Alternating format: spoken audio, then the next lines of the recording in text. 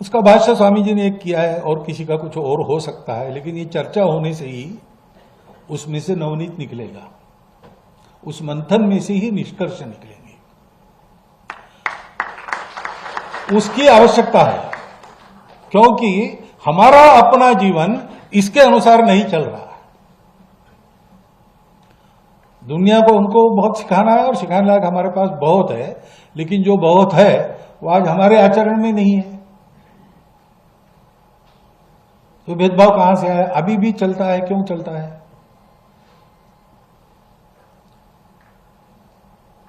हमारे अस्पष्ट उल्लेख है, अहिंसा ही हमारा स्वभाव है, हमारा मूल्य है अहिंसा। लेकिन हमारी अहिंसा लोगों को बदलने के लिए, लोगों को अहिंसक बनाने के लिए है।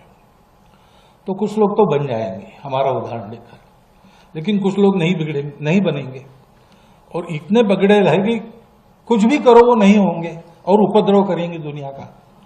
तो इसके लिए क्या करना है? आपने बताया मुंबई में मैंने रावण का उल्लेख मैंने इसलिए कहा, मैंने कहा कि भाई हम तो किसी के दुश्मन नहीं है, द्वेष वगैरह हमारा स्वभाव नहीं है। तो रावण का भी जो वध हुआ वो रावण के अकल्याण के लिए नहीं हुआ, कल्याण के लिए हुआ। जब ये सिद्ध हुआ कि शिवभक्त रावण है, वेद ज्ञाता रावण है, उत्तम गवर्नेंस करने वाला रावण है, सब प्रकार का उसके पास अच्छा आदमी बनने के लिए जो जो चाहिए वो सब है, लेकिन उसने जिस शरीर और मन बुद्धि का स्वीकार किया है वो ऐसा है कि वो इस अच्छाई को उसके अंदर आने नहीं देगा, और कुछ भी करो उसमें अच्छाई भर नहीं सकते। अब उसको अच्छा बनना है तो एक ही उपाय है, उस शरीर मन बुद्धि को समाप्त करके वो दूसरे शरीर और मन बुद्धि को लेकर आ जाए। तो भगवान ने उसका संहार किया। अब उस संहार को हिंसा नहीं कहते, वो अहिंसा ही है। तो अहिंसा हमारा धर्म है। आतताइयों से मारना खाना, गुंडागर्दी वालों को सबक सिखाना, ये भी हमारा धर्म है।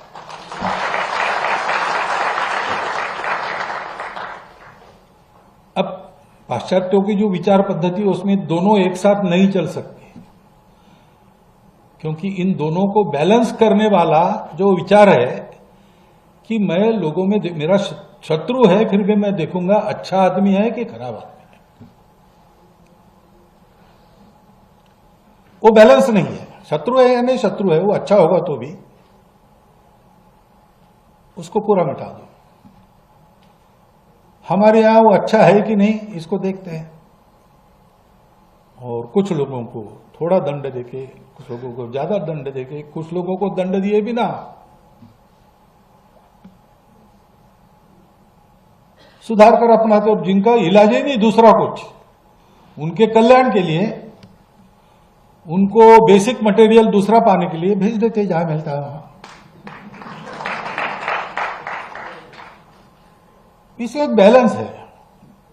अभी हम कभी भी अपने पड़ोसियों की कोई अपमान, कोई हानि नहीं करते, लेकिन ऐसा हम रहते हैं तो भी अगर कोई उतर आए बुराई पर, तो वहां पर अब दूसरा इलाज क्या है? राजा का कर्तव्य है प्रजा की रक्षा करना, राजा अपना कर्तव्य करेगा। दोनों धर्म है। इसलिए गीता में अहिंसा का ही उपदेश है। अहिंसा का उपदेश इसलिए किया कि अर्जुन लड़े और मारे, क्योंकि उस समय ऐसे लोग थे सामने कि अब उनके विकास का दूसरा इलाज नहीं था, तो सब बदल के उनको आना पड़ेगा। ये एक संतुलन रखने वाली भूमिका अपने यहां है, वो संतुलन हम भी भूल गए। ये संतुलन देने वाला धर्म है, धर्म की दृष्टि है हमारे यहां। जैसा बताया